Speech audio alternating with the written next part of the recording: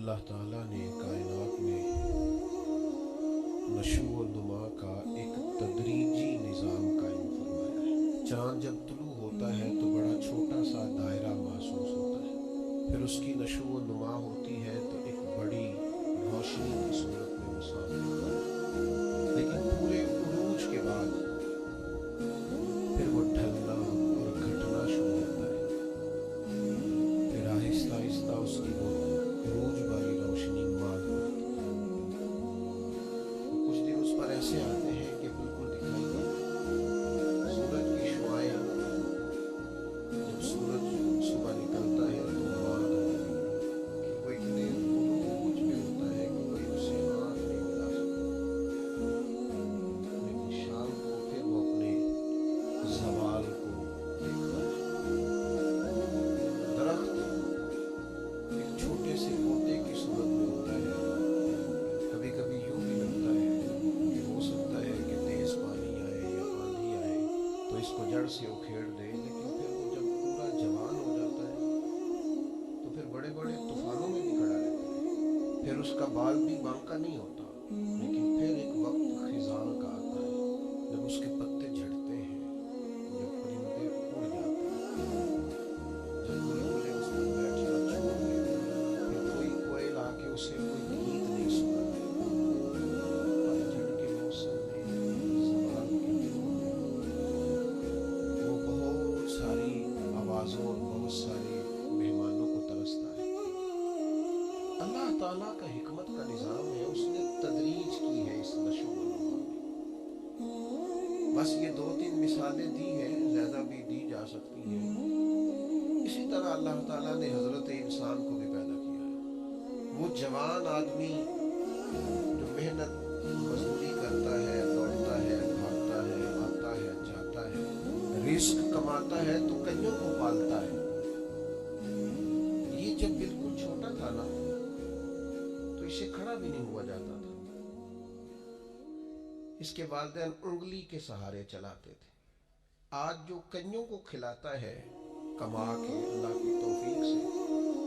ایک وقت یہ تھا کہ یہ اپنے ہاتھ سے لقمہ اٹھا کے منہ میں نہیں ڈال سکتا تھا،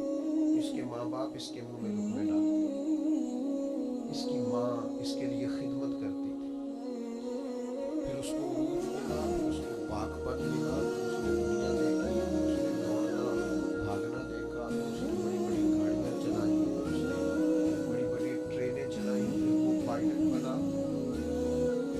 اور اتنا بڑا جہاز منوں ٹنوں کے حساب سے وزن لے کے کہ اللہ نے اس کے قبضے میں دیا، یہ لے کے گیا بھی، یہ لے کے آیا بھی۔ جوانی عروج والی اللہ نے عطا کی،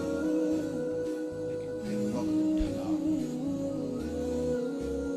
پھر واپسی شروع ہوئی، کالے بال سفید ہو گئے، سیدھی کمر ٹیڑھی ہو گئی، اٹھتے ہوئے گھٹنوں میں درد رہنے لگا۔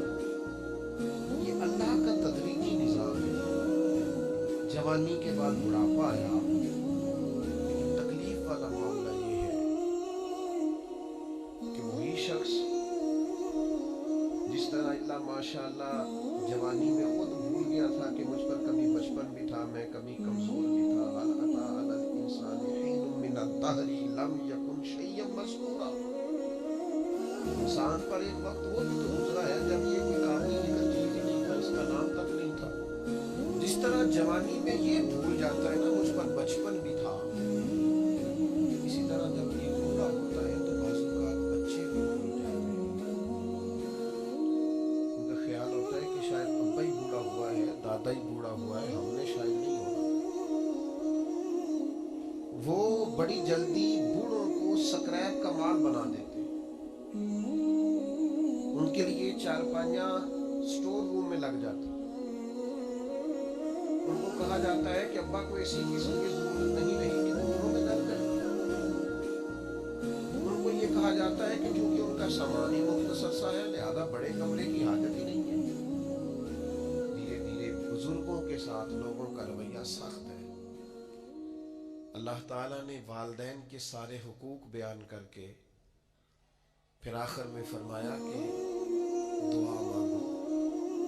حقوق بھی ادا کرو، بازو بھی کھلے کرو، پیار بھی کرو، خدمت بھی کرو اور دعا بھی کرو۔ کیا دعا